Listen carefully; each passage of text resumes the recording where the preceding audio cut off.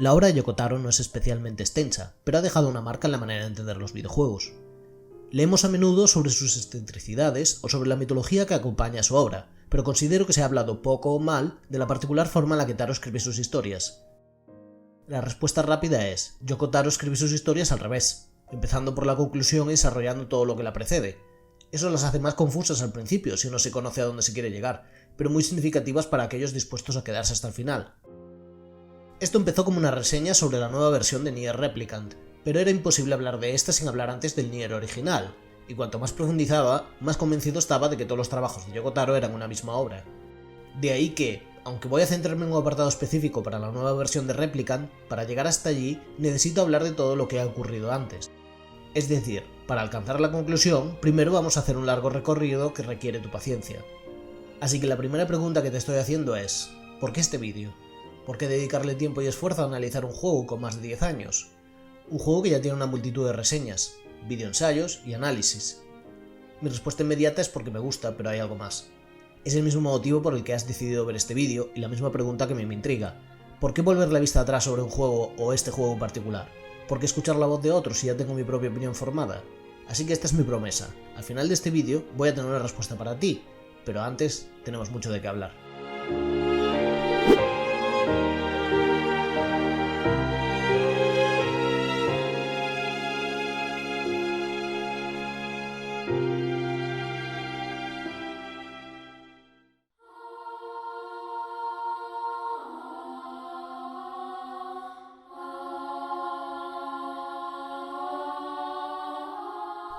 La carrera de Yoko Taro empieza como diseñador artístico. No tenía pensado trabajar en la industria de los videojuegos, pero acabó entrando a trabajar en Cavia para diseñar conceptos para un nuevo proyecto.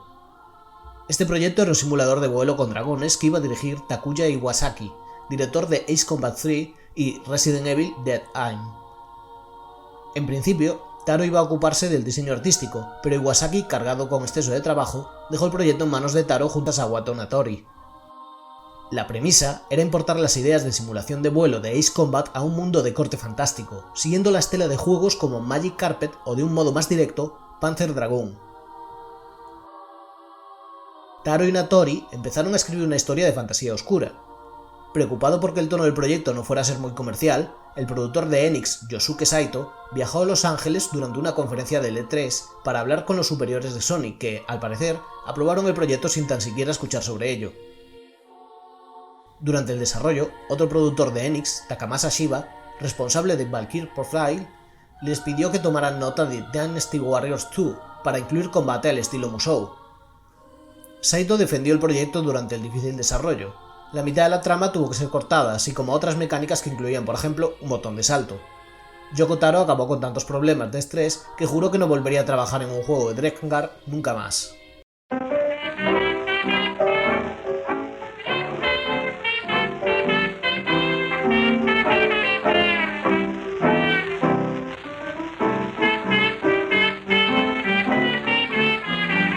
En medio de todos los problemas que estaba teniendo Drakengard, Taro, inspirado por Neon Genesis Evangelion, creía que el juego no tenía ninguna posibilidad de vender bien, ni mucho menos de tener una secuela, así que opta por dotar la historia de 5 finales trágicos, incluyendo el famoso Final E, que se trataba de una broma. Es aquí donde fermenta en su filosofía de que si no puedes hacer una obra que pueda competir con gigantes como Dragon Quest o Final Fantasy, debes buscar al menos crear una obra memorable y difícil de olvidar. Pero antes tenemos que hablar de los kusoge. Kusoge es una palabra japonesa que puede traducirse como juego de mierda. Fue acuñada por el ensayista Jun Miura para la revista Famitsu Tsuushin en relación al port para Famicom del juego Iki. Los kusoge suelen cumplir con una serie de características que los diferencia de un simple juego malo. Malos gráficos que impiden entender bien lo que está pasando, controles mal implementados, escenas melodramáticos que resultan ridículas, dificultad elevada o exceso de bugs. Lo interesante de los kusoge es que una categoría en la que entran son los Densetsu no Kusoge, o juegos de mierda legendarios. En otras palabras, los kusoge son juegos donde los problemas de diseño son tan abundantes que adquieren un interés propio. Por costumbre, tiendo a pensar que muchas películas que consideramos popularmente como malas son bastante más interesantes que otras películas que no reciben ese calificativo, pero que, siendo mediocres o aceptables, resultan menos arriesgadas o inventivas. En los videojuegos este fenómeno es más que evidente. Si hablamos de kusoge, tenemos que hablar de Takeshi's Challenge, el juego diseñado por Takeshi Kitano, alguien que entonces afirmaba abiertamente odiar los videojuegos. El juego que lleva su nombre fue diseñado con la intención de resultar obtuso y frustrante. Dice la leyenda que daba ideas al equipo mientras se emborrachaba al final de sus jornadas de trabajo, algo que el propio Kitano dice no recordar. Lo que ocurre es que Takeshi's Challenge rompe muchas normas no escritas del diseño, y se convierte en una obra demasiado ambiciosa para su época, lo que, le guste o no a Kitano, le da cierta relevancia artística. Dentro del Kusoge, abundan los momentos en los que una consola o plataforma necesita llenar un enorme catálogo, generando juegos con una calidad que no importa demasiado. En inglés utilizamos el término shovelware, o software de relleno. Que el nombre Kusoge naciera en la Famicom original no es coincidencia. Conocías la historia del juego de E.T., que hundió a Atari porque no había unos mínimos de calidad y el mercado estaba saturado. PlayStation 2 tuvo 6 veces más juegos que la NES o la Famicom. Lo que quiero decir con esto es, Drakengard es Kusoge para PlayStation 2. Take me out to the ball game. Take me out with the crowd. Buy me some peanuts and cracker jack. I don't care if I never get back. Let me root for the home team. If they don't win, it's a shame. For it's 1, 2, 3 strikes, you're out at the old ball game.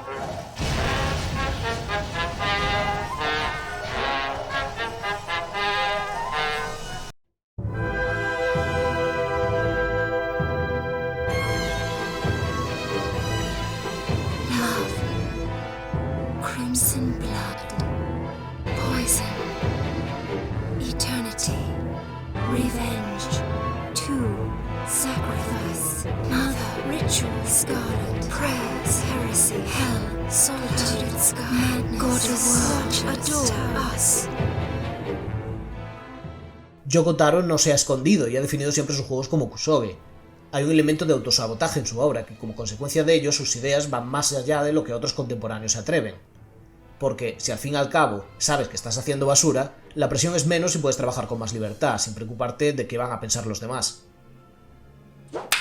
El sistema de combate directo de Drakengard utiliza un ciclo muy sencillo. Atacar a los enemigos llena nuestra barra de magia, usar magia nos permite matar o debilitar a grupos más numerosos de un solo golpe, y a partir de cierto número de enemigos, estos sueltan un orbe de vida. Está diseñado para enfatizar y lanzarse la acción y golpear como un loco, imitando a la ira del protagonista Cain. Lo que ocurre es que otros juegos del género Musou están diseñados sobre la urgencia.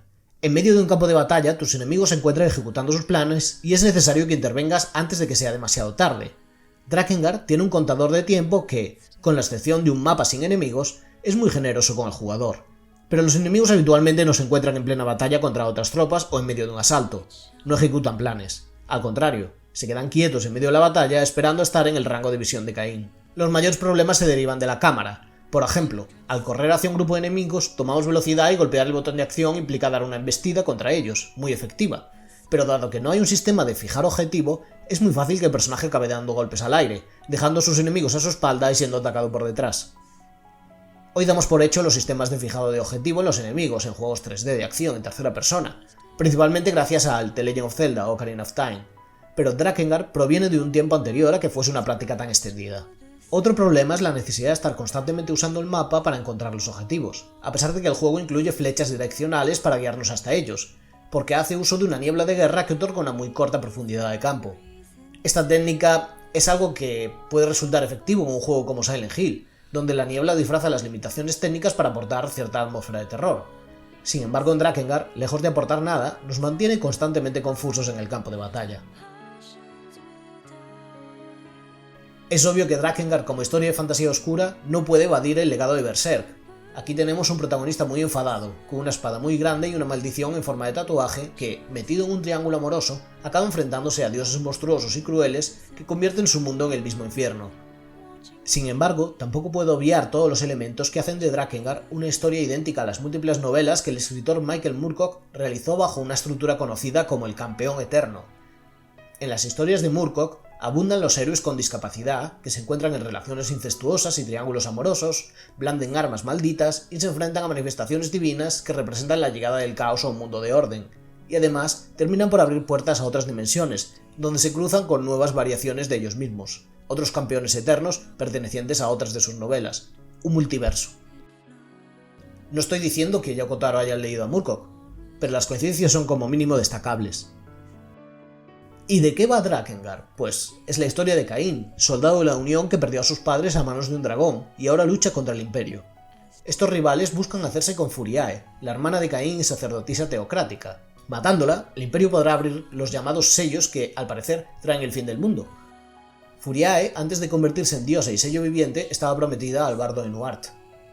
Durante un asalto al castillo donde residen los tres, Caín resulta herido de muerte. En el patio del castillo encuentra a un dragón que ha corrido su misma suerte, así que Caín decide salvar las vidas de ambos, uniendo sus almas y formando un pacto, lo que hace a ambos más fuerte a cambio de que Caín pague un precio, su voz.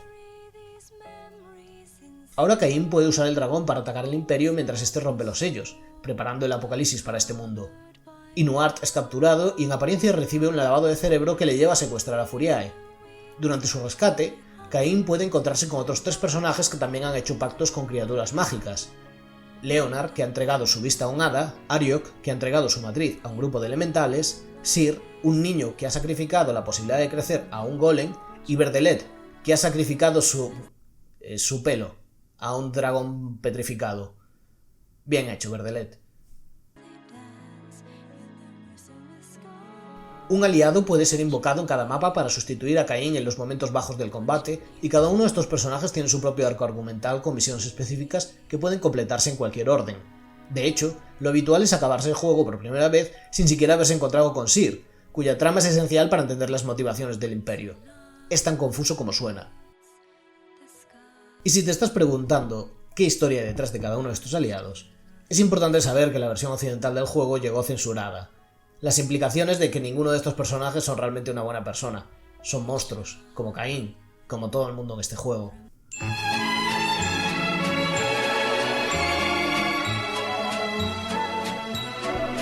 El concepto de que el juego contase con 5 finales distintos es uno de sus principales bazas. El primero de los finales es agridulce, pero evita el apocalipsis y uno podría quedarse con este final A y sentirse satisfecho. Esa es la intención. Si realmente quieres completar el juego al 100% con sus mecánicas repetitivas y su música psicótica,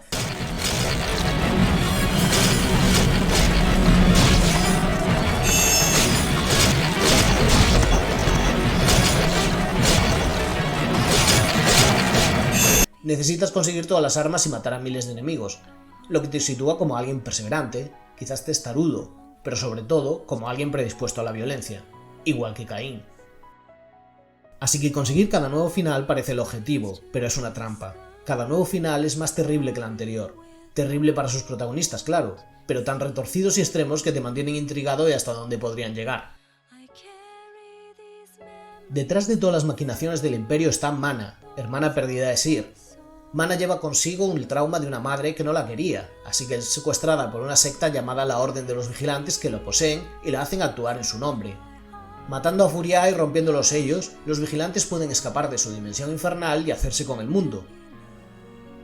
Durante el final A, Caín y su dragón derrotan a Mana, le quitan sus poderes y en lugar de matarla le perdonan la vida. Esto va a ser importante para Drakengard 2. Pero sin la diosa Furiae ni los sellos, el dragón tiene que sacrificarse y ocupar su lugar.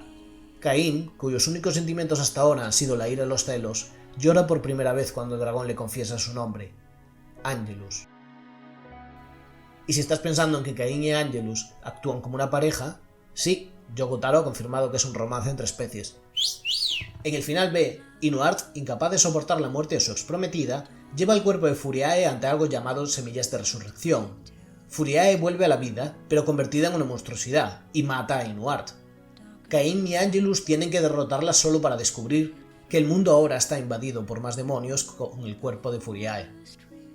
En el final C, Mana invoca a un dragón para defenderse, pero este la devora. Como consecuencia, todos los dragones del mundo empiezan a rebelarse contra la humanidad, incluida Angelus, que rompe el pacto con Caín. Tras matar a Angelus, Caín sale decidido a exterminar todos los dragones antes de que estos acaben con la humanidad. El final D es curiosamente poético. Sir consigue encontrar a su hermana a tiempo.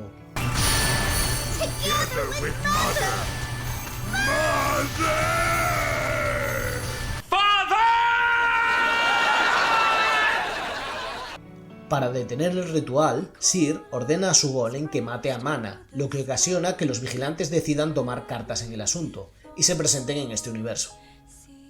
Ariok es devorada por bebés gigantes. Leonard se sacrifica para que sus compañeros ganen tiempo, y Cir, atormentado por la culpa, pide a Cain y a Angelus que le dejen caer sobre la reina grotesca que está dando a luz a los bebés gigantes. Rompiendo su pacto con su golem, Cir puede utilizar su eterna juventud para detener el tiempo, lo que evita el apocalipsis, pero congela el tiempo para siempre en una escena terrorífica.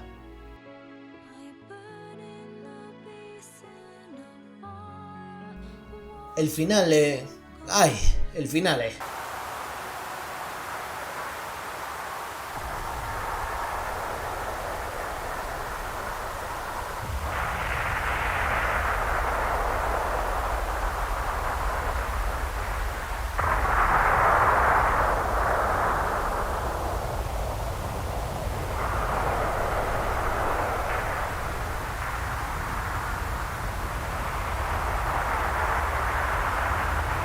Is this the land of the gods?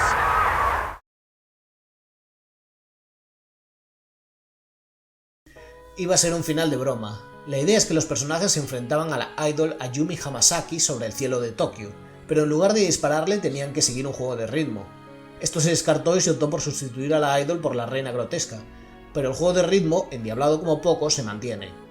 Nuestra victoria sobre la reina grotesca es muy amarga. No solo Cain y Angelus son derribados por aviones japoneses inmediatamente, rindiendo tributo a los 6 Combat que fueron el germen del proyecto, sino que la reina grotesca se desintegra en un tipo de sal que dará lugar al síndrome de cloración blanca, la enfermedad que afecta a los personajes de Nier. Así que Nier continúa en el peor de los finales de Drakengard, uno en el que no solo no hemos evitado el fin del mundo, sino que también hemos condenado a otro universo con nuestras acciones. Buen trabajo, chicos. Congratulations! Congratulations! Congratulations! Congratulations! Congratulations! Love me. I want you to love me. Square Enix.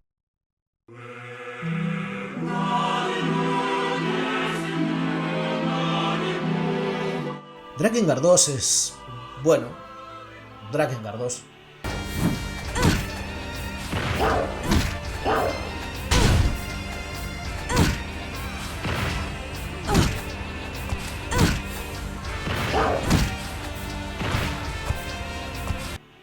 El motivo por el que la historia de Drakengard se divide en múltiples rutas y finales que cambian por completo el último tercio del juego es que a Taro le habían prometido que el juego no iba a tener ninguna secuela, así que cuando la compañía empujó por hacer Drakengard 2, Taro, que ya había batallado lo suficiente para sacar adelante su visión, se desentendió y acabó relegado a editor de las cinemáticas. A efectos de este vídeo, Drakengard 2 no importa demasiado, retiene las mismas mecánicas un poco mejor implementadas, ahora ya con intención, y suavizan mucho el tono para hacerse digerible para una mayor audiencia. El problema es que toda la personalidad del primer Drakengard radicaba en su tono oscuro y esta secuela parecía obsesionada por imitar juegos contemporáneos mucho más amables. Las mejoras técnicas son sustanciales. Tienes más control sobre la cámara, mejor respuesta de movimientos, distintos ataques especiales de tu dragón, la interfaz es algo más intuitiva y menos agresiva.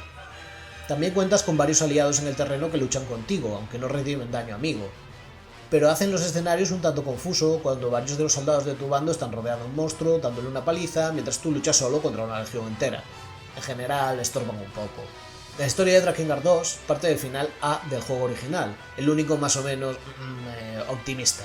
Ignorando todo lo que ocurría en las otras rutas, lo hace un producto mucho más anodino. Como en términos de canon suele ignorarse, y con la escasa participación de Taro, creo que si algún día hablo de este juego será en un vídeo separado. Vice, you dumbass! Start making sense, you rotten book, or you're gonna be sorry. Maybe I'll rip your pages out one by one, or maybe I'll put you in the goddamn furnace. How can someone with such a big smart brain get hypnotized like a little bitch, huh? Oh, Shadow Lord, I love you, Shadow Lord. Come over here and give Vice a big sloppy kiss, Shadow Lord. Now pull your head out of your goddamn ass and start fucking helping us!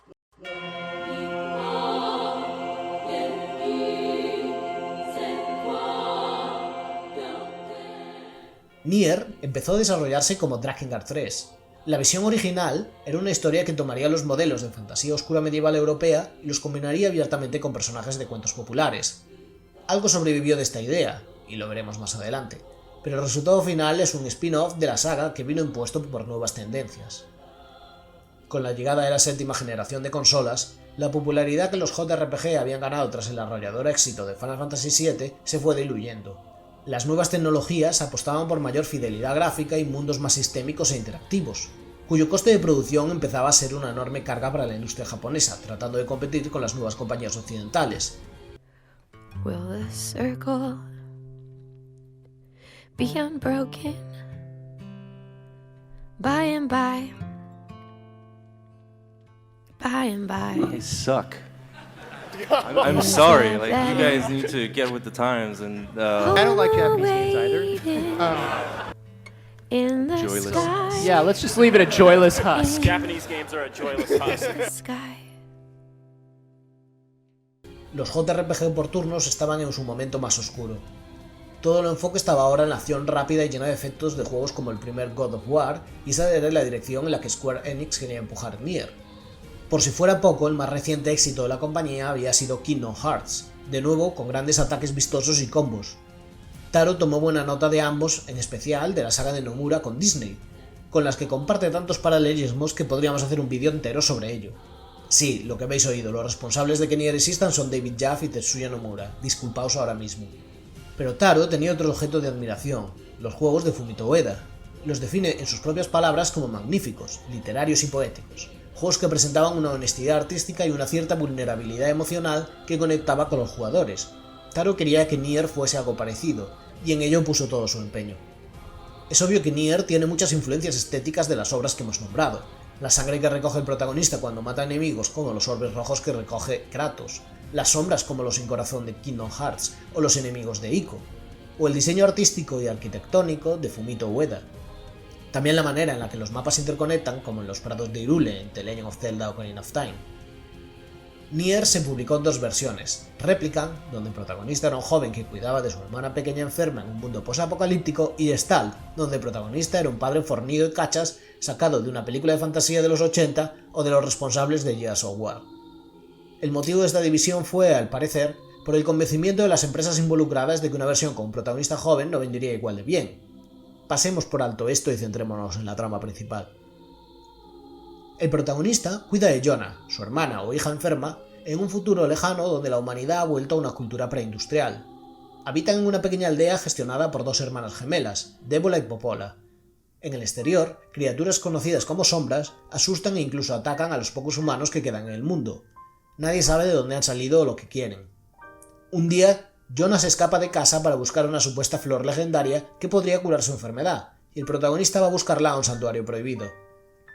Allí la encuentra prisionera en un altar, y para rescatarla, el protagonista confía en un libro mágico parlante, Grimoire Wise, que le otorga poderes para luchar contra las sombras, a pesar de que Wise ha perdido la memoria y no recuerda mucho de sí mismo. Esperando que recuperar todos los poderes de Wise les ayude a encontrar una cura, el protagonista emprende un viaje donde conoce a Kainé, una mujer medio humana y medio sombra con mucho carácter y ganas de violencia, y Emil, un joven cuyos ojos convierten todo lo que mira en piedra. No desvelaré en esta sección qué ocurre en la segunda parte de la historia, pero dejémoslo en que el Señor de las Sombras aparece y secuestra a Yona bajo oscuros propósitos, y lo que sigue a continuación es una refutación de todo lo que hemos asumido en la primera parte del juego. Parte del atractivo de este juego es el muy eficaz prólogo, sin duda uno de mis favoritos de la historia del medio. Es una ciudad en ruinas, está nevando, y un título nos avisa: es verano. Este es nuestro primer misterio. Aquí vemos a nuestro protagonista con un libro mágico, no el mismo que Wise, por cierto, protegiendo a una Yona enferma de un grupo de sombras que les ataca. Dos misterios nuevos. Cuando termina el prólogo, Yona ha tocado el libro y ha acelerado su enfermedad. La cámara se eleva sobre los edificios y, al menos en la versión japonesa, muestra la torre de Tokio al fondo. Y entonces, el juego da un salto de más de 1000 años, y estamos manejando a los mismos personajes sin que tengamos ninguna explicación de cómo siguen vivos. Es una forma muy eficaz de engancharte al misterio en el primer momento. Pero si hemos jugado el final E de Drakengard, entonces ya sabemos lo que ha pasado. La reina grotesca y un dragón con jinete han aparecido sobre el cielo de Tokio, han luchado y perecido, y el daño colateral ha sido la extensión de una enfermedad que va extinguiendo a la humanidad poco a poco. Si Nier continúa a partir del final E de Drakengard es porque para el método de escritura de Taro lo importante es llevar una historia a sus últimas consecuencias, y la manera de hacer esto de la forma más dramáticamente efectiva es a partir de la peor consecuencia posible, en este caso no solo el fin del mundo y la muerte de todos los personajes, sino que, por accidente, acaban creando una extinción de la raza humana en nuestro mundo. Cuando hablamos del tema en una obra de ficción, normalmente se quiere reducir a un único término generalista. Habréis oído alguna vez: es una obra sobre la venganza, o es una obra sobre la falta de comunicación. Pero la forma correcta sería no plantearlo como una resolución, sino como una cuestión abierta. Lo que Nier pregunta es: ¿qué atrocidades seremos capaces de hacer cuando creemos que estamos en lo cierto? Yoko Taro ha contado que la primera motivación detrás de la historia de Nier fue su reacción al 11S.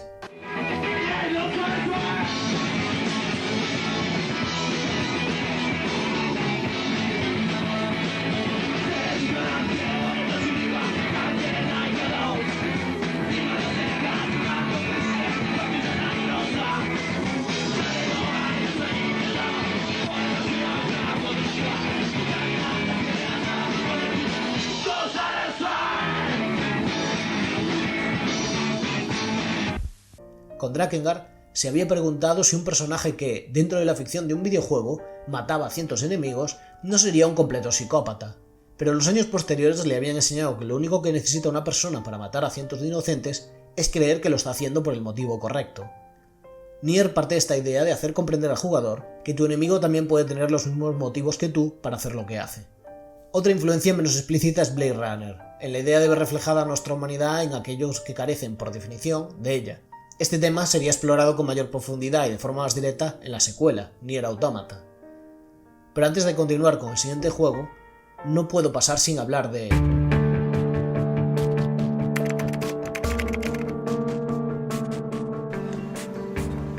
Hey, internet friends, it's your boy Justin McElroy, back with you again. I was tasked with doing a review of Nier, tasked by myself since I'm the reviews editor, and I'm not going to be doing that. I've just decided. En mayo de 2010, el crítico Justin McElroy preparaba una reseña para la web de videojuegos Joystick cuando llegó hasta la primera misión obligatoria de pesca. Incapaz de conseguir nada en al menos una hora, McElroy cuelga un vídeo de 7 minutos mostrando sus dificultades y lo incluye junto a un breve artículo diciendo que ahora no piensa hacer la reseña del juego por estos motivos. Se planteaba así en su fecha de salida que muchos de los problemas de Nier estaban en lo tedioso del juego. Las repetitivas misiones secundarias, la mala implementación de sus mecánicas. Irónicamente, McElroy apuntaba que los diseñadores del juego carecían de toda alma y han hecho un RPG mediocre y vacío. El incidente en sí vino con las respuestas a este artículo en este vídeo. Resulta que McElroy había estado pescando en el lugar incorrecto. Había asumido que, tras recibir la información del viejo pescador en el muelle, debía pescar en ese mismo punto, sin consultar en el mapa la señal que indicaba otra playa en el mismo escenario. Por supuesto, todo el mundo entendió que era un error sin importancia que no merecía mayor atención.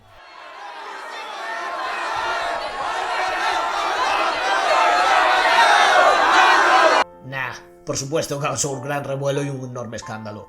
McElroy sufrió una campaña de acoso considerable. La ira se dirigía hacia críticos que no habían tenido la paciencia o el interés suficiente como para darse cuenta que Nier, en realidad, ocultaba mucho más bajo su apariencia y sus primeras horas de juego. Los críticos, por lo visto, lo estaban jugando mal. La realidad era mucho más ambigua. La traducción original del tutorial de pesca confundía una de sus instrucciones y no parece demasiado descabellado que, si un viejo pescador te dice que pruebes la caña que te ha regalado, lo intentes en el punto más próximo. El artículo del vídeo de McElroy en tono sarcástico no tiene mucho valor, pero en ningún caso merecía aquella reacción. Como prueba de esto, la versión nueva de Nier Replicant añade un comentario si el jugador se pone a pescar en ese punto y no en la playa correspondiente, dirigiéndolo en la dirección correcta. Tampoco es que sea un minijuego de pesca especialmente bueno. Lo que ilustra el incidente Joystick es que ver lo mejor que tiene para otorgar Nier lleva tiempo y paciencia, y a la prensa de videojuegos se les exige inmediatez, por lo que no es extraño que la perspectiva que muchos sacaron de Nier en 2010 leyendo opiniones es que era un juego un tanto aburrido y algo nicho que tenía ciertas curiosidades pero no iba a revolucionar nada. Cuando hablemos de la nueva versión, volveremos en profundidad sobre si esto era o no una percepción correcta. Lo que vino después de Nier era algo que nadie esperaba, ni nadie había pedido, y permanece como la obra más extraña de lo que vamos a hablar en este vídeo.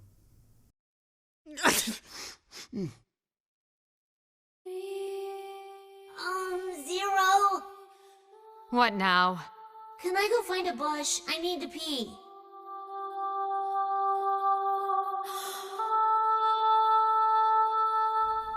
Nier supuso el canto de cisne de Cavia, la desarrolladora que lo vio nacer.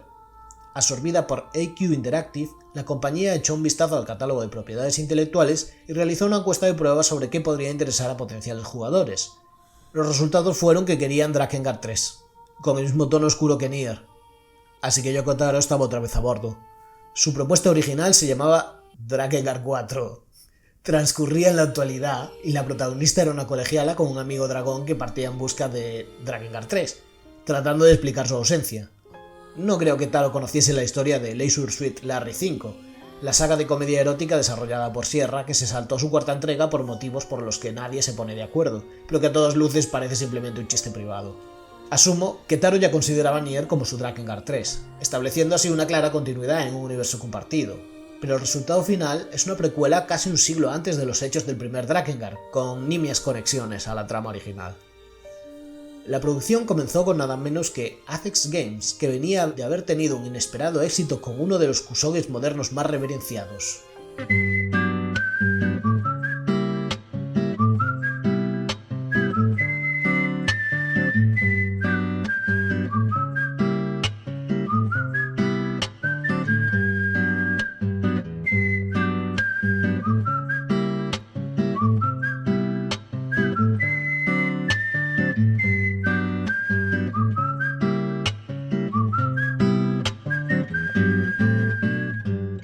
Está claro que iban a estar a la altura.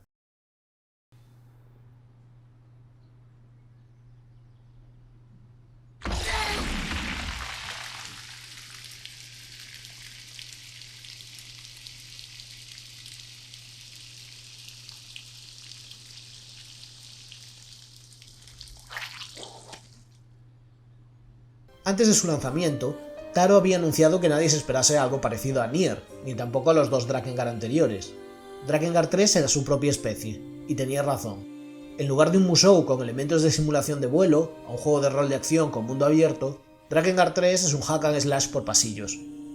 Lo primero que llama la atención es que, si en el primer Drakengard las misiones de vuelo eran lo mejor y el combate en tierra un añadido tardío no muy bien diseñado, aquí ocurre justo lo contrario. Apenas hay misiones usando el dragón y cuando ocurren no tenemos mucha libertad o variedad y son más bien secciones tediosas. ¿Y de qué va Drakengard 3? Esta es la historia del Zero, una de las 6 entonadoras que descendieron al mundo de Midgard y son adoradas como diosas. Lo que ocurre es que Zero y su dragón Michael quieren acabar con las otras entonadoras, 1, 2, 3, 4 y 5. 6, 7, 8, 9, 10, 11, 12. Si el diseño de sus hermanos os recuerda a algo, es porque es una referencia explícita a la serie de anime Puella Magi Madoka Mágica. La verdad es que en retrospectiva tiene todo el sentido del mundo que Taro sea fan del guionista Gen Urobuchi, famoso por escribir finales impactantes y ser especialmente cruel con sus personajes y las expectativas de sus fans. Pero este modelo de historias de venganza es mucho más antiguo. En Occidente quizás nos remita de manera inmediata a Kill Bill, pero es prácticamente un clásico de las películas de artes marciales. Nos abrimos paso entre una escasa variedad de enemigos y minibosses a lo largo de varios capítulos, cada uno con su bioma particular, correspondiente a cada una de las hermanas. Para ello hacemos uso de 4 tipos de armas: espadas, lanzas, chakrams y puños. Y además, a medida que recibimos golpes o realizamos una combinación larga de combos de ataque, se llena un medidor de entonadora, que nos permite entrar en un modo de furia muy parecido al de God of War. Parte del asunto es que, a medida que Zero va matando a sus hermanas, adopta para su harén a los discípulos de estas, con los que tiene diálogos subidos de tono y poco más. No hablan de otra cosa y su caracterización no va más allá de explicar sus particulares fetiches. Aunque es refrescante tener una protagonista femenina que habla abiertamente de sus deseos sexuales, este juego no es especialmente sexy, no es Bayonetta, no es Devil May Cry, ni siquiera ligeramente erótico como el modo gigoló de Killer is Dead. El juego es incómodo, es un poco casposo.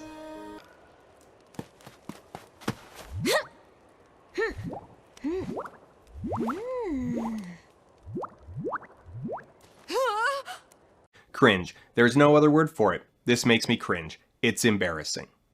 Por momentos parece una película de Russ Meyer mal escrita. Es como si Taro hubiera visto el desarrollo de Lollipop Chainsaw y dijera, bueno, si esto es lo que el público quiere, pues adelante. Es extraño porque algunas secuencias en torno a las hogueras, campamentos donde los personajes deciden sus siguientes pasos antes de empezar cada misión, parecen prestarse a humanizar más los personajes. Y por momentos lo hacen. Se aburren, hablan de temas triviales, bromean.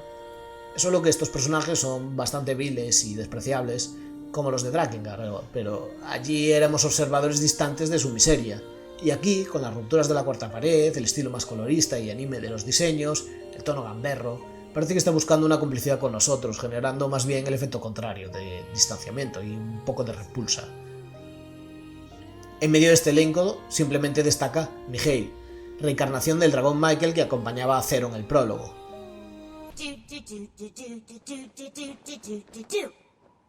My name is Mikhail, my name is Mikhail. I really love me some Zero.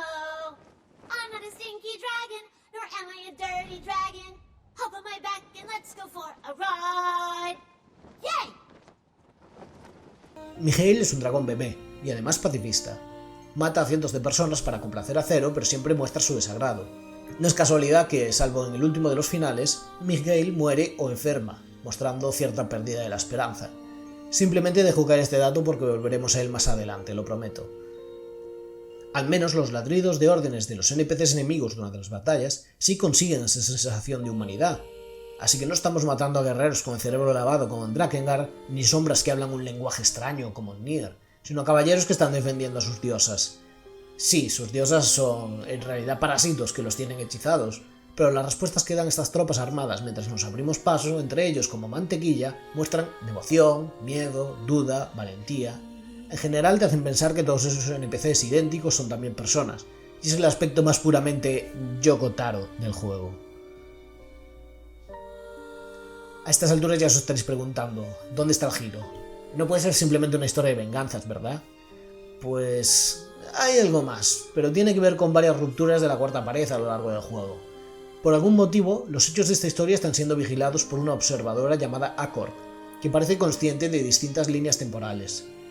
Una excusa como otra cualquiera para hacernos rejugar ciertos mapas y ver las distintas variaciones y desbloquear los 4 finales, que a estas alturas ya es casi una obligación. No hay mucha más historia que contar. Cambia el orden en el que mueren algunos personajes, y en la última sección conocemos más sobre los motivos de Zero para matar a sus hermanas, pero realmente eso es todo. Por supuesto hay que conseguir todas las armas del juego para desbloquear el último capítulo de la historia, aunque esta vez es algo más sencillo que en el primer Drakengard, y la mayoría están disponibles en la tienda del juego, pudiendo conseguir dinero en misiones de arena, con enemigos que literalmente sangran monedas. Antes de jugar a Drakengard 3 me preguntaba por qué es el juego de Yoko Taro del que menos he oído hablar, y creo que ahora me resulta bastante evidente. Podría haberse salvado como un juego de mecánicas poco originales, diálogos sonrojantes y una historia más bien sosa, pero hay 2 pecados imperdonables. El primero es el framerate. No estamos hablando aquí de la típica queja técnica. Hablamos de que un juego baja a 8 o 7 fotogramas por segundo cuando hay espacios muy grandes o muchos enemigos o muchos ataques a la vez, haciendo que algunos mapas sean una tortura de jugar, cuando no innecesariamente difíciles. Es con facilidad el juego con peor framerate que he jugado, aunque no he jugado a Deadly Premonition 2, pero supongo que en este juego no se requiere de unos reflejos en combate para superar la misión. El segundo pecado es el famoso jefe final. Aquí hay variedad de opiniones, pero sin ninguna exageración es probablemente el jefe final más difícil al que me he enfrentado, por lo menos para los que tenemos 0 sentido musical. Se trata de una repetición del jefe final de Drakengard, un juego de ritmo alrededor de una figura blanca. La diferencia es que donde allí teníamos que aguantar 2 minutos y había señas visuales muy claras, aquí la canción dura 8 minutos, la cámara da vueltas sin parar, algunas notas están fuera de sincronía y la última nota tiene lugar durante un diálogo cuando crees que ya ha acabado toda la batalla. ¿Difícil? Sí. ¿Imposible para alguien con nulo sentido del ritmo como yo? También. Pero absolutamente infernal cuando tenemos en cuenta que los problemas de framerate también afectan a esta escena y crean un retardo entre que pulsas la nota y el juego lo detecta.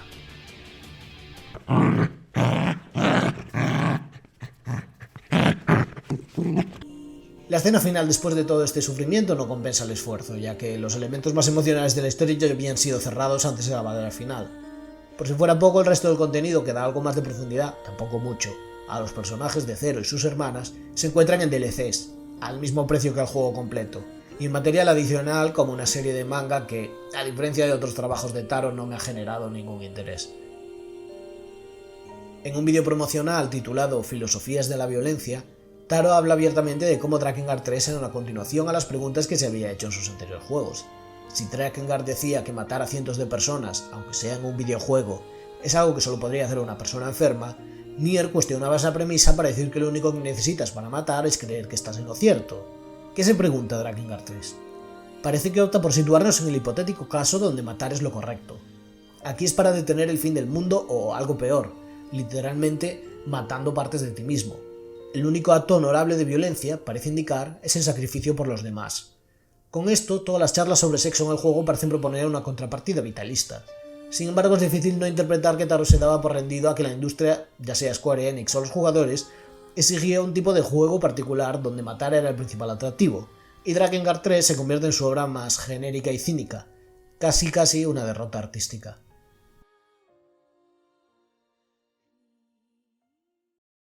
Después de esto, solo podemos remontar con un milagro.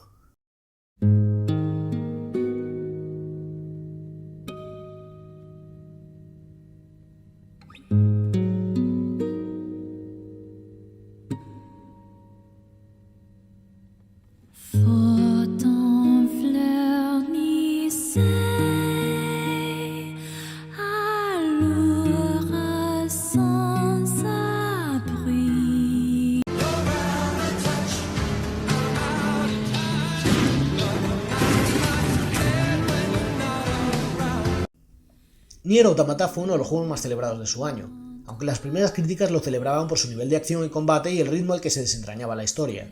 También había algo de confusión y perplejidad. Entró en algunas de las listas de lo mejor del año, compitiendo con juegos como Breath of the Wild, Resident Evil 7, Super Mario Odyssey o Hollow Knight por los primeros puestos. Hasta la fecha ha vendido más de 6 millones de copias. El tiempo lo ha mantenido aún más relevante y querido, con no poca gente citándolo como uno de los mejores juegos de la historia. Este juego nos sitúa en un futuro remoto a Nier. Lo que queda de la humanidad ha huido a la Luna tras una invasión alienígena a la Tierra. La guerra se ha mantenido por siglos mediante escaramuzas de androides que luchan contra las máquinas que los alienígenas han dispuesto. Nos ponemos en el papel de 2B y 9S en su visión de acabar con las máquinas. Pero pronto encuentran que éstas presentan una obsesión por imitar a los humanos, mientras que ellos, androides al servicio de la humanidad, tratan de reprimir sus emociones y centrarse en el combate. La exploración narrativa que surge a partir de aquí es mucho más interesante a medida que conocemos a todos los androides o máquinas que han buscado su propio propósito, todos abandonados por sus dioses, humanos o alienígenas, y buscando un sentido o una existencia de la constante lucha, sufrimiento y muerte a la que son sometidos. 2B se va revelando al jugador como un personaje más complejo que una fría androide de batalla. Al terminar por primera vez el juego, podemos iniciar una nueva partida, primero con un nuevo prólogo desde el punto de vista de una máquina, tratando de reanimar a uno de los suyos, uno de mis momentos favoritos de la historia de los videojuegos, y después repitiendo la misma trama pero esta vez a los mandos de 9S, cuya condición de hacker nos permite conocer más sobre las máquinas de lo que hemos visto hasta entonces. Una vez alcanzado este final, podemos reiniciar el juego por tercera ocasión, solo que esta vez no repetimos la misma trama, sino que la continuamos donde la habíamos dejado. El juego incluso nos lanza en este momento, cuando probablemente llevamos más de 30 horas de juego, el título en pantalla. Esta vez empezamos manejando a 2B para luego intercalar entre 9S y A2, un nuevo personaje. El conflicto entre estos dos, cuyos puntos de vista subjetivos conocemos, es el clímax de esta historia, con el juego pidiéndonos que tomemos partido por uno u otro. Y por supuesto, el verdadero final implica una batalla contra los créditos del mismo juego, una que nos será imposible sin la colaboración de otros jugadores, que hayan terminado el juego antes y borrado su partida, sacrificándolo todo para ayudar a los demás. Hay una reconsideración inmediata del trabajo de Yoko Taro. Ese señor excéntrico con una máscara que ha escrito juegos con diversas capas, bajo la apariencia rutinaria de chica anime con katana en un hack and slash, se esconden constantes cambios de jugabilidad, misiones que desafían lugares comunes en el género, un desarrollo de personajes que profundiza en lo que, en apariencia, eran meros arquetipos, y sobre todo, capacidad de emocionar. Por fin, el acabado técnico estaba a la altura de sus historias. Por fin era lo suficientemente accesible al público sin suponer una renuncia a lo que hacía su trabajo tan especial. Parte de ello se debía a la naturaleza de androides de sus protagonistas, las cartas sobre la mesa. La idea misma de una guerra entre androides y máquinas permitía generar una expectativa sobre cómo los personajes iban a humanizarse más y más. La cuestión era el cómo. No se trataba aquí, como en Nier, de sorprender cuando nuestros enemigos resultasen ser tanto o más humanos que nosotros, sino cuán humanos podrían seguir siendo. Cuánto de la humanidad seguía sobreviviendo en las pequeñas cosas. Y como androides, a las órdenes de una humanidad distante, ya sea en el espacio o en el tiempo, se convertían en nuestros avatares. Nier Automata es un juego sobre muchas cosas, pero si habla de un modo tan claro y directo a muchos jugadores, es porque es un juego que se pregunta qué es un juego en primer lugar. Nos identificamos con la frialdad aparente de 2B, y ahora nos ponemos al mando del que antes era nuestro enemigo. ¿Y si volvemos a cambiar de perspectiva una tercera vez más? ¿Sacrificarías todo tu esfuerzo en un juego para hacer la experiencia más placentera a otro jugador desconocido? Es cierto que Nier Automata repite muchos de los trucos y mecánicas del Nier original, pero consigue llevarlos un paso más allá, acercarse más al espíritu de lo que Nier originalmente buscaba, pero de un modo más eficaz. Mientras la primera entrega se presentaba en su primera mitad bajo el escenario de un típico RPG de acción de fantasía para subvertir la moralidad de nuestros actos en su segunda mitad, Nier Automata nos pone desde su primera secuencia a los mandos de un matamarcianos, con ese desapego que evita que nos identifiquemos demasiado, y ejecuta la acción opuesta. En lugar de rechazarnos por los actos cometidos, nos ofrece aproximarnos más y más al corazón de sus personajes y entenderlos mejor. En esencia, Automata es el trabajo más humanista y optimista de Yoko Taro. Si ignoramos el final que Yoko Taro escribió para una serie de conciertos donde todos los personajes acaban muertos, pero aparentemente se filtró y Taro hizo cambios inmediatamente, o tal vez fue solo una broma, o es una estrategia para que cada cual elija el final que quiera. Pienso en juegos AAA donde las premisas parecen ser que, para ilustrar el cinismo, hay que mostrar mundos poblados de personajes indeseables y agresivos. Juegos como Far Cry 3 o los GTA parecen querer decirnos, con cierto desapego, que el mundo es un lugar horrible porque está habitado por gente horrible. Para Yoko Taro eso no es cierto, sus personajes cometen algunos de los peores crímenes vistos en videojuegos, pero lo hacen motivados por una visión particular del mundo donde ellos son los héroes de su propia historia.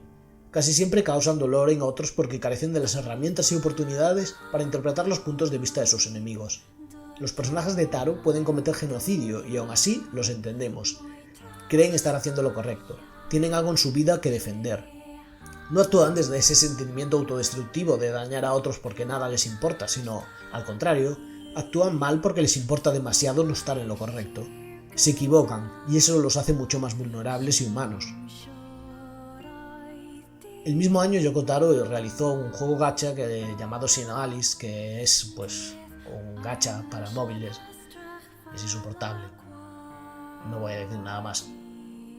Igual que el boca a boca de Dark Souls ofreció una nueva perspectiva sobre todo lo que había hecho anteriormente From Software, pero especialmente Demon's Souls, y los puso en el punto de mira para el futuro, Nier Automata obligaba a volver la vista atrás para preguntarnos si la percepción pública del primer Nier no había estado equivocada desde el principio.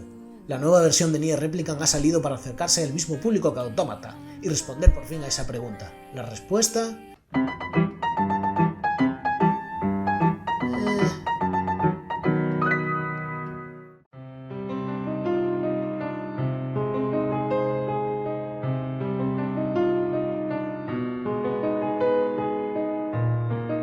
La idea original de Taro era un RPG de combate por turnos al estilo de Star Ocean, con una historia de fantasía oscura, pero Yosuke Saito le sugirió que el combate por turnos estaba en decadencia en las nuevas consolas y le enseñó el éxito de Kingdom Hearts como prueba de un mayor enfoque en la acción desenfrenada en los combos. Nier empezó como un proyecto sobre cuentos infantiles que empezaron a hacerse realidad en nuestro mundo. La idea se descartó, pero sobrevivió de dos formas. La primera, en los nombres de algunos de los jefes finales del juego.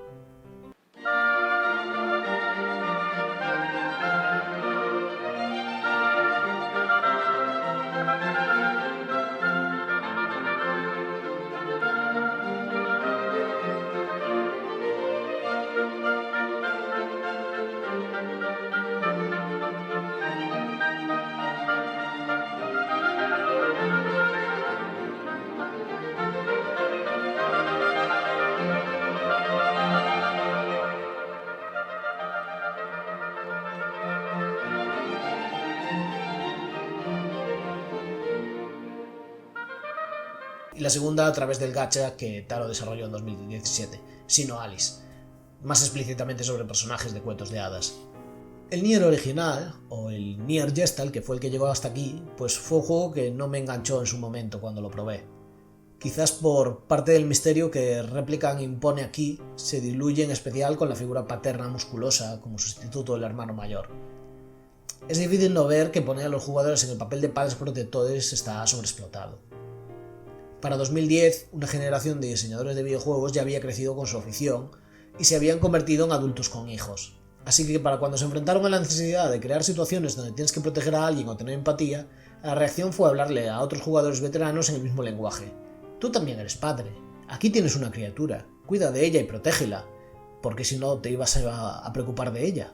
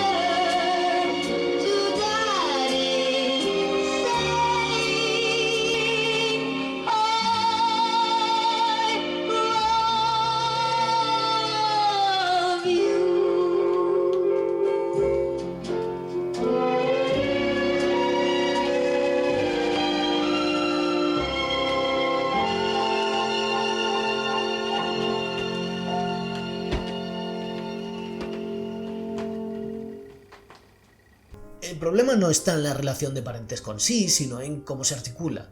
La idea detrás de los juegos parece girar siempre en torno a dos problemas. El primero, que la protección del infante está ahí para justificar una ola de violencia. Y el segundo, la peligrosa idea de que solo debe importarte una persona que sea directamente descendiente tuyo, es decir, tratar a tu hijo como tu propiedad, y su sobreprotección como motivador de la violencia y desconfianza hacia los demás.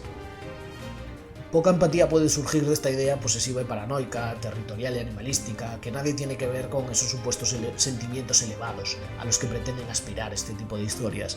Que la mayoría de los juegos que obedecen a estos tópicos sean occidentales, tampoco es una casualidad, sino fruto de una particular visión de la paternidad como una extensión de uno mismo a través de los hijos, o mejor dicho, a través de la sangre.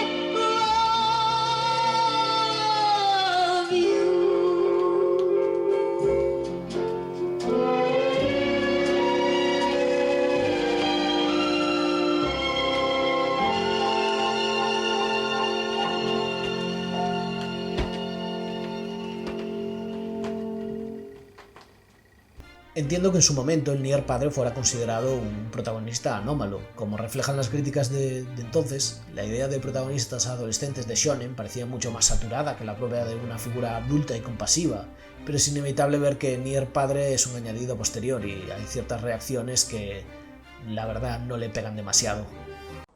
Yes, you and I are friends now.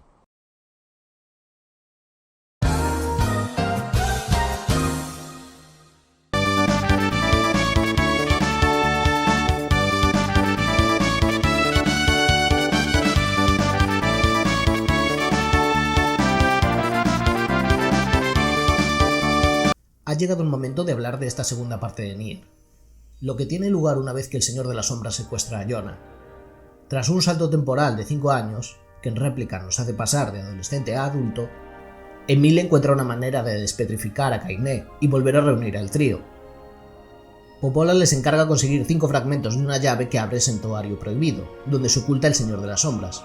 Durante estos 5 años las cosas han ido un poco a peor para el planeta. Hay menos animales, las sombras se han hecho más resistentes a la luz del sol y no queda mucha esperanza. Recuperar los fragmentos de llave significa volver sobre los distintos mapas que conocimos en la primera parte, pero encontrándonos ahora con situaciones aún más graves. Uno de los hermanos que llevaba la tienda de la chatarrería ha muerto y el superviviente, enloquecido por el duelo, culpa a un robot que parece estar siendo controlado por una sombra. El árbol del bosque del mito va perdiendo los recuerdos que almacena, también poseído por una sombra. Somos invitados a la boda del rey de fachada, solo para que ésta se convierta en tragedia y tengamos que dar caza a una manada de lobos, a ver si lo adivináis, dirigidos por una sombra. Y finalmente descubrimos que algunas sombras han tomado posesión de habitantes del nido de águila, lo que lleva a Emil a, accidentalmente, activar sus poderes y convertir todo el pueblo en un cráter nuclear. Con todos los fragmentos disponibles, nos dirigimos al santuario para rescatar a Jonah, pero Débola y Popola nos están esperando allí. Quieren evitar que luchemos contra el Señor de las Sombras. Aquí se desvela la verdadera sorpresa del juego. Los verdaderos humanos son las sombras, almas que han sido separadas de sus cuerpos, lo que hace de nosotros tan solo recipientes artificiales que han tomado conciencia propia a lo largo de los años. Somos un cuerpo que ha creado su propia alma, mientras nuestra verdadera alma vagaba convertida en sombra. Débola y Popola son 2 androides encargadas de cuidar de sus cuerpos hasta que los 2 libros, Grimoire Wise y Grimoire Noir, se unieran y las almas pudieran volver a sus cuerpos, pero eso ya no es posible. Tras 2 peleas con ella, Débola muere y Popola pierde los estribos, desencadenando su magia. Este es el momento que Emil elige para sacrificarse, para matar a Popola y que Kaine, nuestro protagonista, puedan rescatar a Jonah. El sacrificio de Emil es la muerte de la inocencia y de cualquier posibilidad de redención. Su pureza no le va a permitir no intervenir en el final de esta historia, ya sea por el Señor de las Sombras o Kaine poseída. Es necesario expulsarlo de la historia para acabar convertido en un secundario cómico en Autómata, y en su pelea secreta dentro de este juego, figura profundamente trágica pero bien intencionada. Emil puede ser incapaz de controlar su poder, pero emocionalmente es una figura incorruptible. El santuario actúa de refugio para las sombras y nos abrimos paso entre batallas, en un momento siendo rescatados por el rey de fachada y sus hombres que también se sacrifican por nuestra misión. Pero por fin ha llegado el momento de enfrentarse al Señor de las Sombras. Y allí está Jonah, pero en cuanto despierta, no corre en brazos del protagonista, sino del Señor de las Sombras.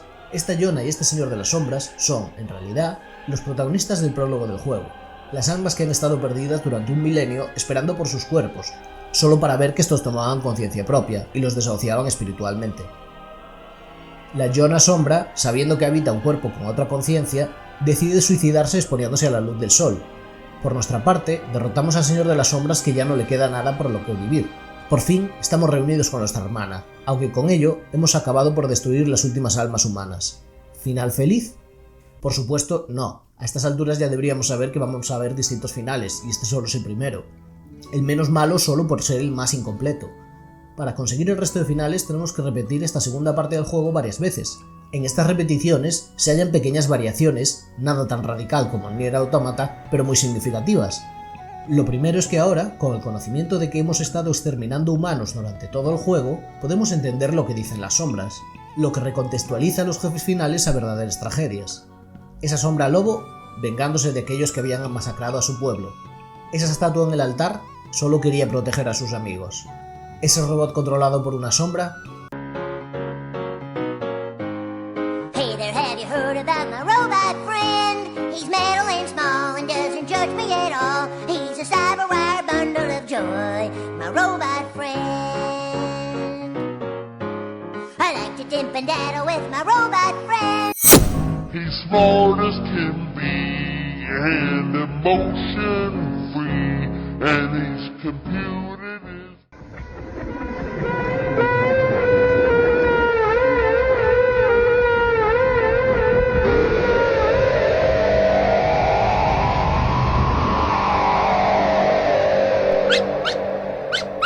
Escuchar a las sombras implica también escuchar a Tyra, la sombra que posee a Kaine, y conocer más de las circunstancias y trasfondo de ella. Otros añadidos incluyen una nueva secuencia con Emil, una conversación entre Kaine y Emil y algunas escenas de Débola y Popola siendo testigos de cómo su misión se va poco a poco al traste. La historia no indaga demasiado en la mitología de la saga, de manera que, aunque no explica todo lo que ha ocurrido, hay una verdad emocional en la manera en la que se conducen desde el punto de vista a los personajes y la información de la que se dispone. Nos corresponden a nosotros rellenar los huecos, si bien no es que estemos faltos de material adicional que nos cuenten lo que ha ocurrido en este universo. El final B nos muestra algo más de la perspectiva del Señor de las Sombras y la Yona original. Se reencuentran en una especie de limbo donde obtiene el perdón que necesitaba por lo que él consideraba haber fallado a su hermana. Los finales C y D solo están disponibles después, por supuesto, de haber conseguido todas las armas del juego. Esta vez, tras derrotar al Señor de las Sombras, la historia sigue desde ese punto y Kaine sucumbe a la posesión de Tyrant, que se convierte en el verdadero jefe final del juego.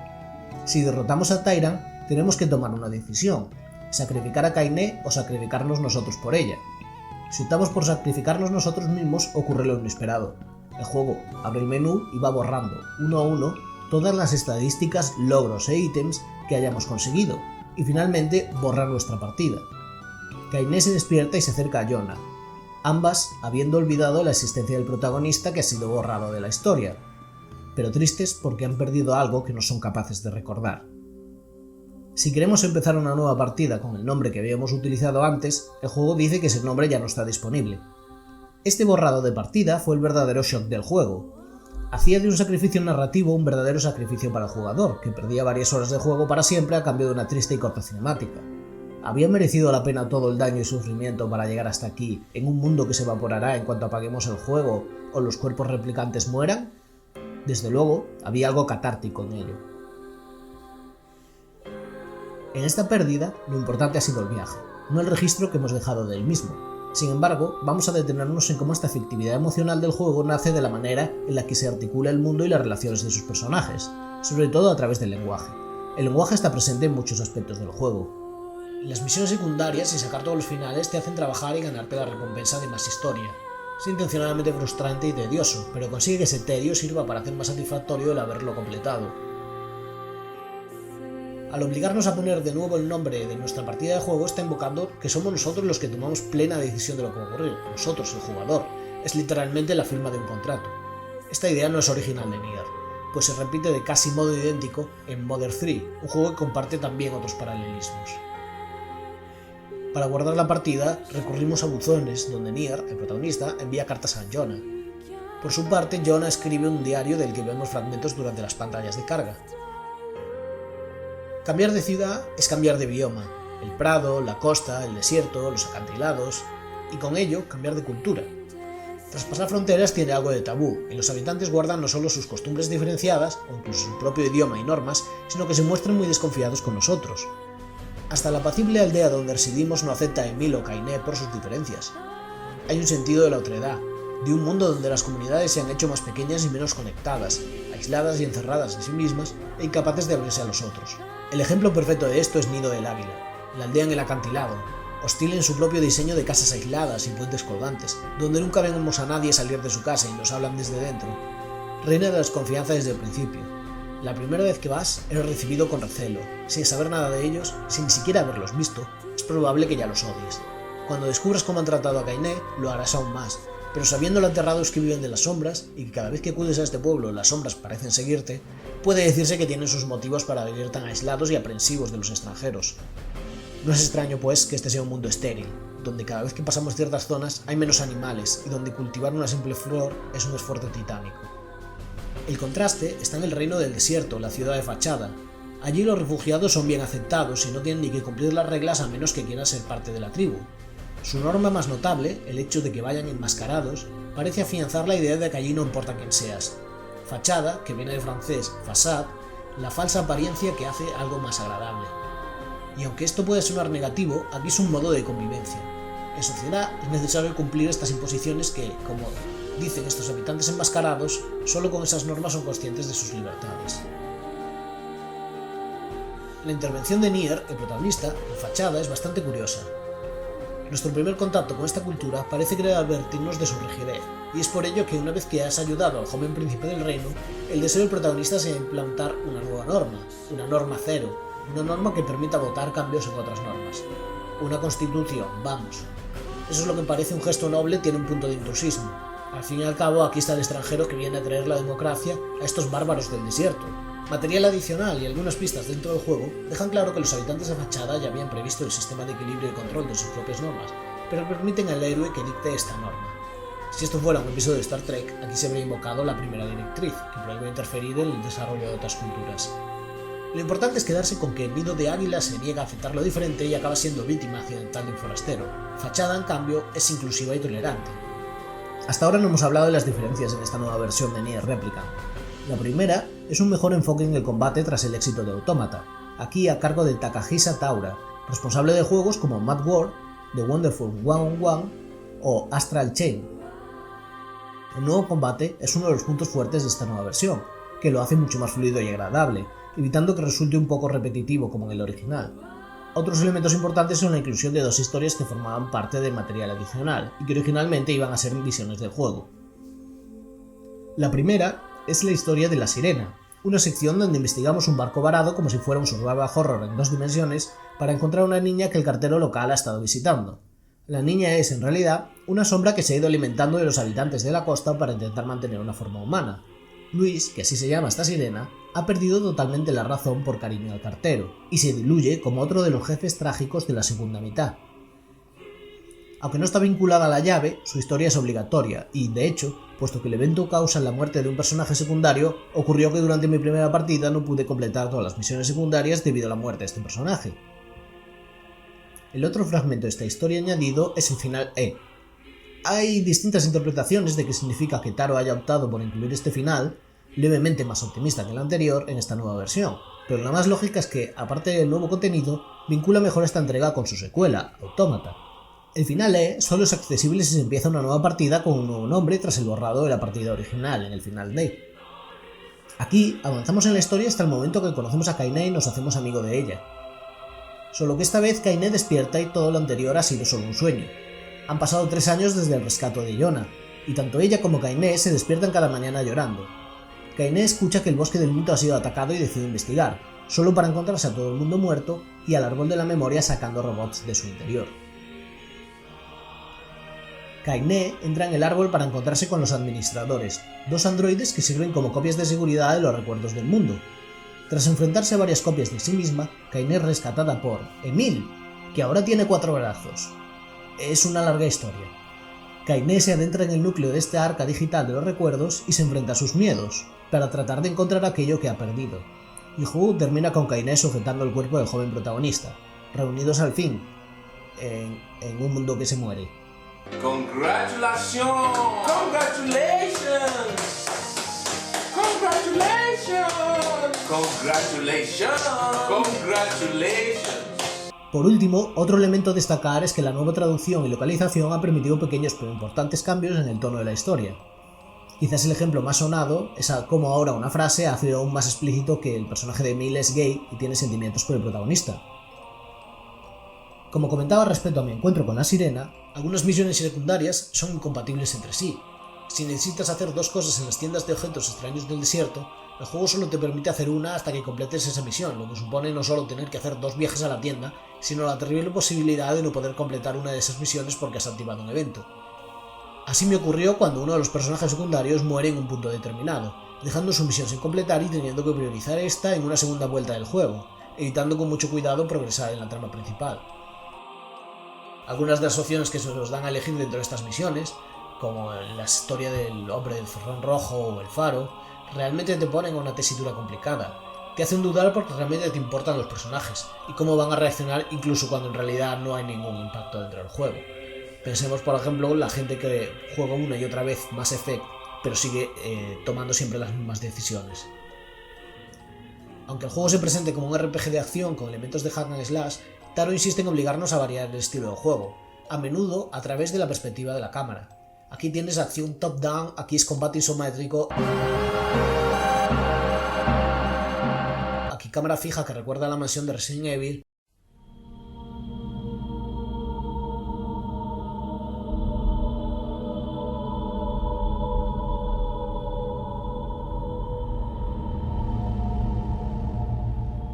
Aquí una aventura conversacional.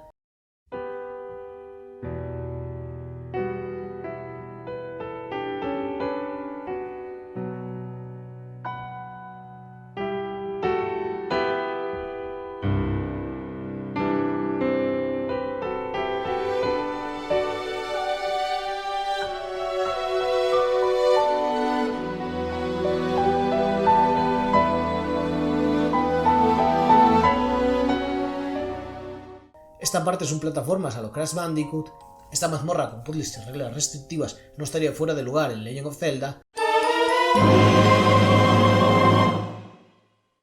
Y oye, esos son los enemigos de Drakengard. Y por supuesto la herencia de los shoot'em ups.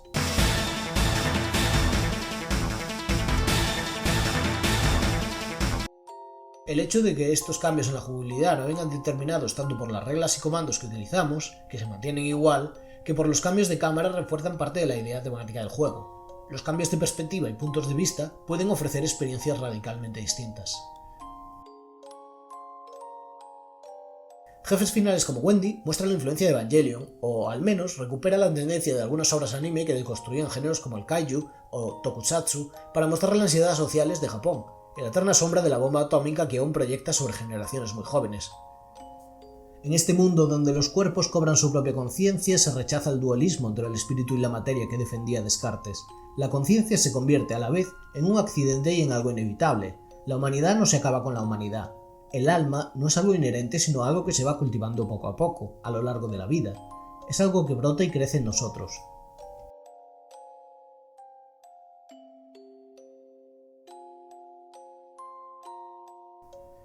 Nier era una apuesta muy arriesgada porque esconde todas sus cartas al jugador que no quiere comprometerse.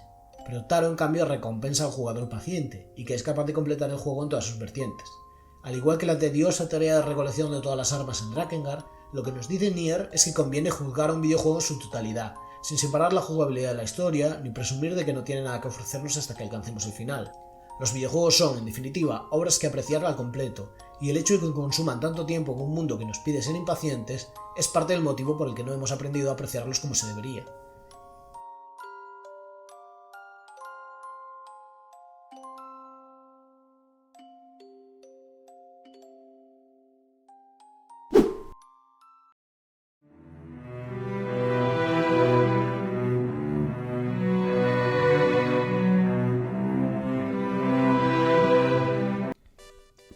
Estas fiestas tan especiales llegan los grandes éxitos de Yoko Taro. Disfruta de algunos de sus clásicos más recordados como por ejemplo La guerra es mala, tu enemigo es más humano que tú, este niño está muy muerto, mi hermana, mi fetiche, todo lo que te propongas es un fracaso, genocidio por sorpresa, todas las armas, pero todas, alusiones a violación, a ver si me muero, impulsos antropófagos, venganza más venganza. ¿Genocidio? Sí, gracias. Tsunderes de pelo blanco. Las cosas que nunca te dije y habrían evitado una masacre. Puñaladas por la espalda. No, en serio, ¿qué te pasa con tu hermana? Y mucho más. No dejes pasar esta oportunidad de conseguir este doble CD y celebrarlo con las personas que más odias.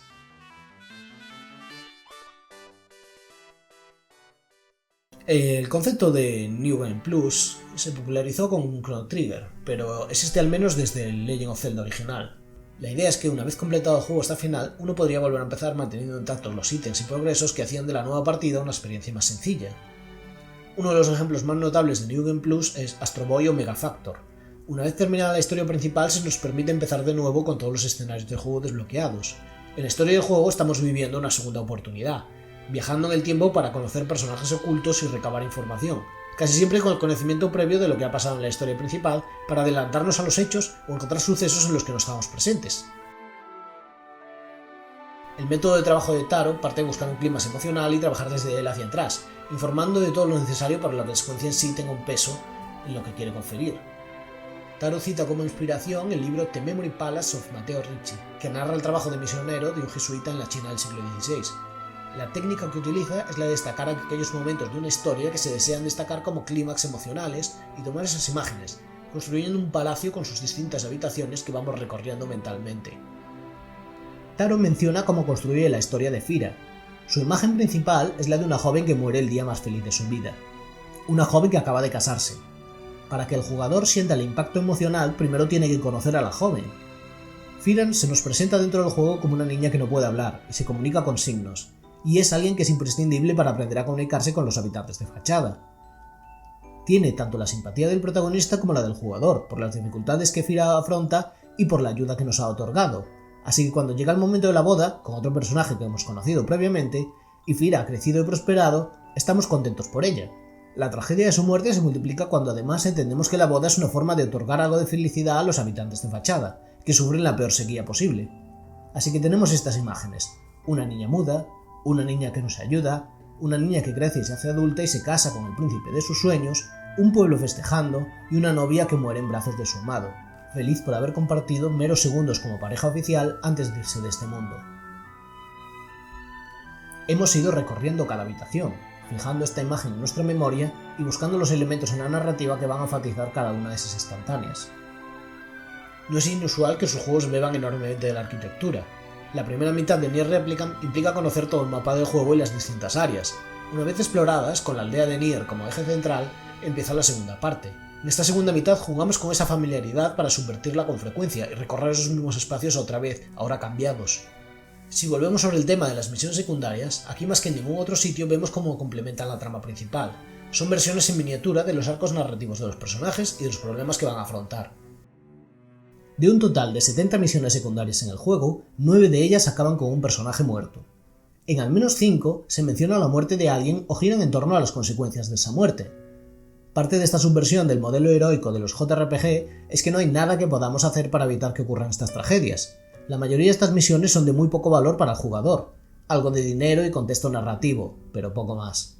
Tanto es así que al menos 2 misiones son explícitamente estafas, y no otorgan ninguna recompensa ni resolución. Son el segmento más débil del juego en cuanto a contenido, pero tienen una resonancia narrativa, una sensación de que estamos luchando contra lo inevitable y, llegado el momento, todo estará perdido. Ese constante refuerzo de los temas narrativos y las ideas, esos ecos que adelantan una y otra vez lo que va a ocurrir, no se reducen solo a una obra.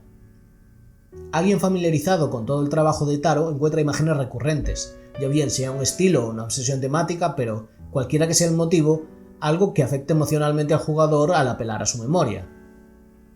En Drakengard, cuando Cain conoce al dragón, se arranca una luz del pecho para brindar con este y realizar su pacto mágico. En Nier Automata, cuando 2B y 9S completan su primera misión, ambos se arrancan el equivalente a su procesador para entrechocarlos. Es tan poco sutil que me da vergüenza llamarlo metáfora. Los personajes se arrancan los corazones y los exponen para mostrar su vulnerabilidad y compromiso. Sus destinos están unidos, pase lo que pase. Un ejemplo más extremo es pensar cómo funciona la lógica del mundo entre los sucesos de Nier y Nier Automata. La humanidad crea a los replicantes, que a su vez crea a los androides con partes de las máquinas alienígenas, y estos por su parte crean a los asistentes, los bots. Por su parte, los alienígenas crean a las máquinas, que crean a Adán y a Eva imitando a los androides, que a su vez tienen a una inteligencia artificial como su última línea de defensa. Al final de Nier Automata, los bots han adquirido sus propias características humanas, una cadena de transmisión, 2 líneas de evolución paralelas entre humanos y alienígenas, androides y máquinas, entrecruzados, cada uno un reflejo aún más diluido, una copia más distante del original. De igual modo se construye la estructura dentro de las 2 partes de Nier Replicant, como reflejos, o mejor dicho, como líneas senoidales que oscilan de un extremo a otro y se entrecruzan en puntos clave. Por ejemplo, la última vez que le vemos en la ruta A de Nier Replicant, Emil llora por la posibilidad de volver a ver a sus amigos. Lo primero que vemos cuando iniciamos la ruta B es Emil, reuniéndose con sus amigos. El juego termina en el santuario, que resulta ser el primer lugar al que nos manda Popola una vez que reiniciamos el juego. La primera mitad del juego termina con un ataque a la aldea y la segunda mitad empieza con un ataque a la aldea y, por fin, derrotar a la sombra encerrada en la biblioteca. No solo los espacios, también jugar una y otra vez la misma historia, con los mismos diálogos y algunos añadidos que contextualizan lo sucedido, lejos de quitar tensión, le añaden. Es conocido el ejemplo de suspense con el que Hitchcock ilustró a Truffaut. Un grupo teniendo una conversación en torno a una mesa que de repente estalla es una sorpresa para el espectador, pero si conocemos de antemano que bajo la mesa encuentra una bomba, no solo se genera suspense ante la duda de si se descubrirá o no la bomba a tiempo, sino que parte de nosotros se adelanta a la tragedia de que esto podía ocurrir. Una vez que en Nier sabemos el trágico destino que les espera, repetirlo se vuelve aún más dramático. Somos conscientes de hacia dónde se dirigen, y no solo no podemos hacer nada para evitarlo, sino que hasta el más mínimo detalle de esperanza se convierte en un elemento de ironía. Es una broma macabra. Ese carácter de inevitabilidad está directamente relacionado con la forma de escribir de Taro, partiendo del incidente final y volviendo sobre los hechos que llegarán a ese clímax. Pongamos el ejemplo de la película Irreversible de Gaspar Noé. Las secuencias se suceden en orden inverso. Un acto de venganza ha tenido lugar, cuyo motivo es una violación que vemos posteriormente, y a la que le suceden escenas preliminares a esta, donde la pareja protagonista aparece feliz y planeando su futuro, ajeno a lo que nosotros ya hemos visto ese futuro. Es un giro irónico. En la escena final, la escena inicial cronológicamente, el personaje de Mónica Bellucci lee un experimento con el tiempo, un ensayo sobre la precognición. La música de Koichi Okabe enfatiza esta idea a través del uso del leitmotiv, la melodía corta que no solo se repite a lo largo de sus composiciones, pero lo hace a través de variaciones que resaltan las emociones de los personajes y su papel dentro de la obra dramática. Para Theodor Adorno, los leitmotiv de Wagner suponía una mecanización del entendimiento de la obra. Al enlazar ciertas secuencias tonales con sus respectivos personajes se tendía a la simplificación. El leitmotiv, parece decir Adorno, dicta a la audiencia cómo debe sentirse. Lo que ocurre es que, saltándose un paso intermedio de intelectualización, recibimos estos leitmotiv a veces sin ni siquiera darnos cuenta. Estamos generando respuestas emocionales directas. No es que Dario Tabe estén evitando, como muchas otra música orquestal en obras de ficción, que el espectador decida por sí mismo cómo sentirse. Al crear una narrativa sinuosa y llena de huecos, están separando los elementos racionales de la historia, aquella que nos permite deducir lo que está ocurriendo, de los elementos emocionales, facilitando puntos de encuentro donde la audiencia consigue enlazar ambas ideas. La música en Nier Replicant también contiene información. La primera vez que escuchamos Canción de los Antiguos es en nuestra aldea en su modo instrumental. Al acercarnos a la fuente donde se encuentra Débola, la versión instrumental se le añade su voz.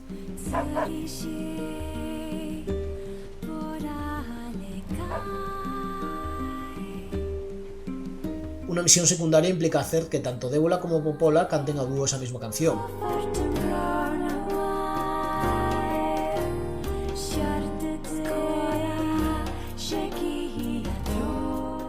Y en la parte final del juego, cuando nos enfrentamos a ambas, volvemos a escuchar ese dueto hasta que matamos a Débola, y entonces la música vuelve a tener una sola voz.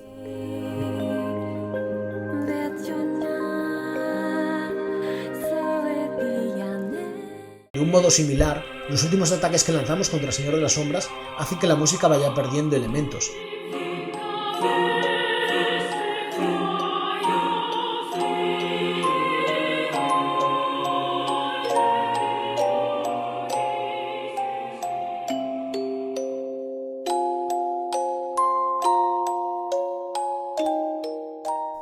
Sin un coro, su tema pasa a ser el sonido de una caja de música.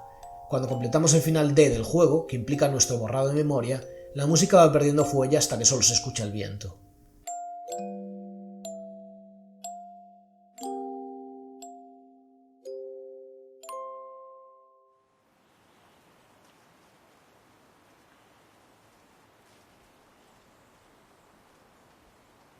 Como la música, también nosotros nos hemos evaporado, olvidados.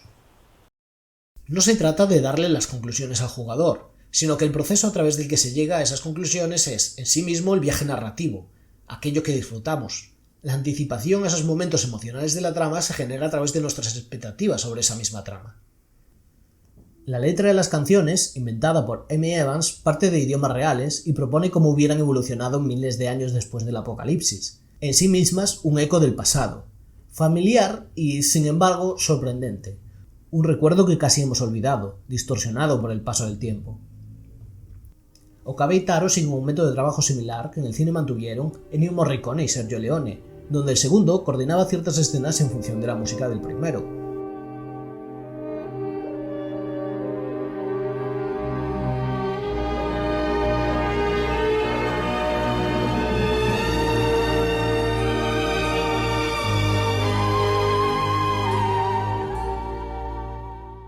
Taro admite que hay ciertos momentos en Nier donde el desarrollo de la acción cambia porque quería que se ajustase mejor al tono y al ritmo de la música de Okabe, que se retroalimentasen mutuamente.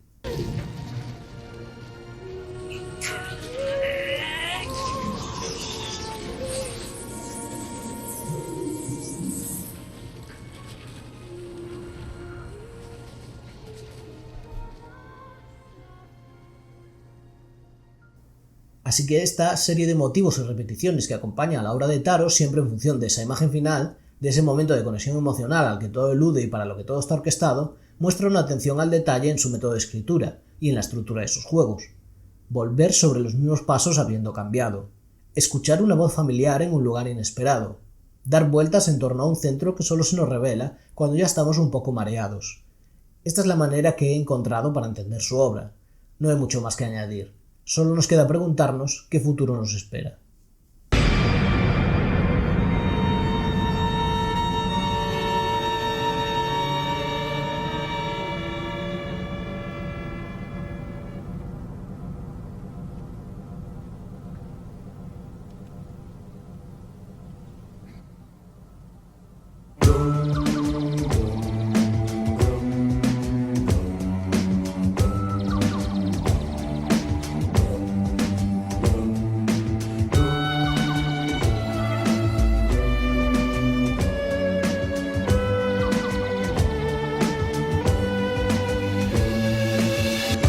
many times must we start again? The creation of the world from beginning to end.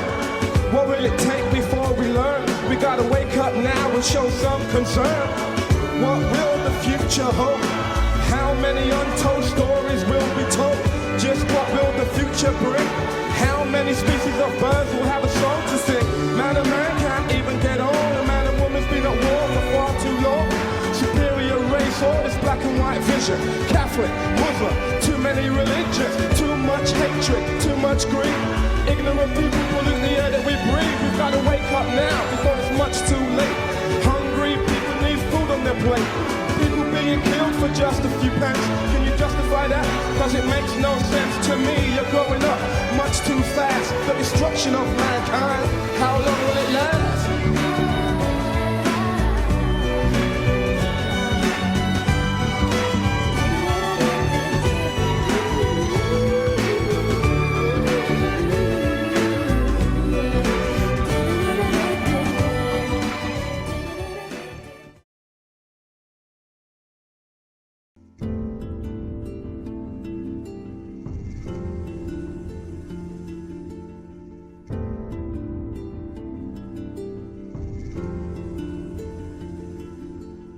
George R.R. Martin se convirtió en un autor famoso con la saga de Canción de Hielo y Fuego. Un factor que diferencia la saga de novelas de su imagen pública es que, mientras que parece identificarse como una saga de fantasía relativamente realista, con sexo y violencia, lo verdaderamente novedoso era como su historia se nutría de desinformación, leyendas, rumores. El formato de sus novelas, con capítulos dedicados exclusivamente al punto de vista subjetivo de un personaje en un momento concreto, favorecía a un lector activo que tenía que rellenar los huecos en la historia por sí mismo, y que, además, era testigo privilegiado de cómo los hechos e informaciones se distorsionaban según la interpretación libre de cada protagonista. En el imaginario popular, Martin ha quedado como ese autor que no ha sido aún capaz de terminar lo que empezó como una trilogía literaria y que, en la actualidad, consta de 5 libros con otros 2 planeados. Los constantes llamadas de atención a que termine su obra toman a menudo la forma de un acoso por parte de los fans. Esto tampoco es nuevo, que se lo pregunten a Arthur Conan Doyle. George R.R. Martin, please write and write faster. Please give us spoiled leather and sigils and steel. Hay una tensión constante en esta dinámica entre la obra del autor y las expectativas que genera.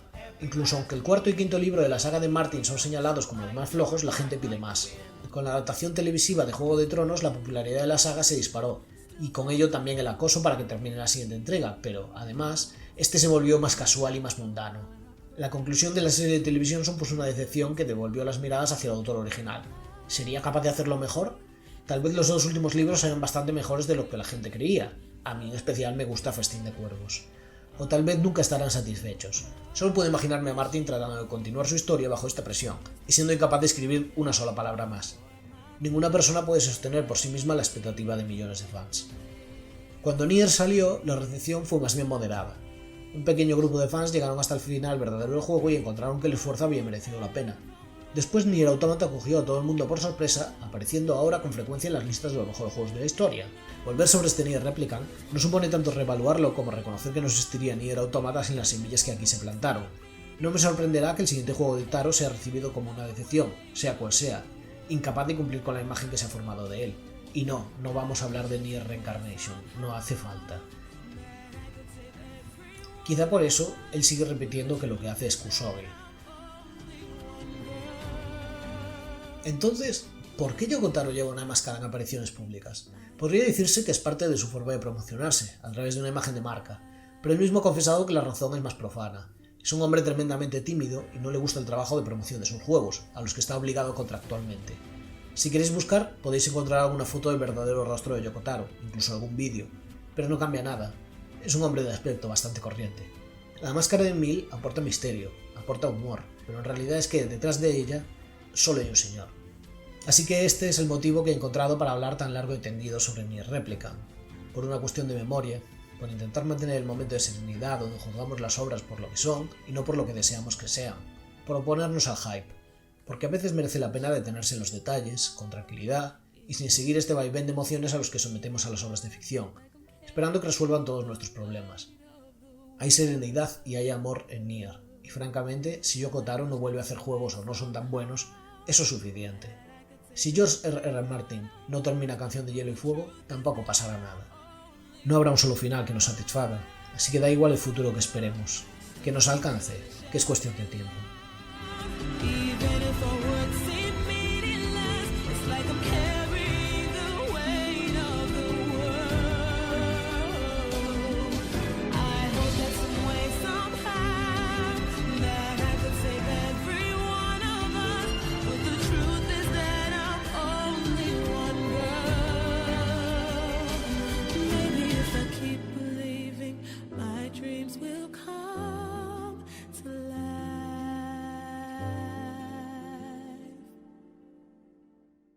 Come to life.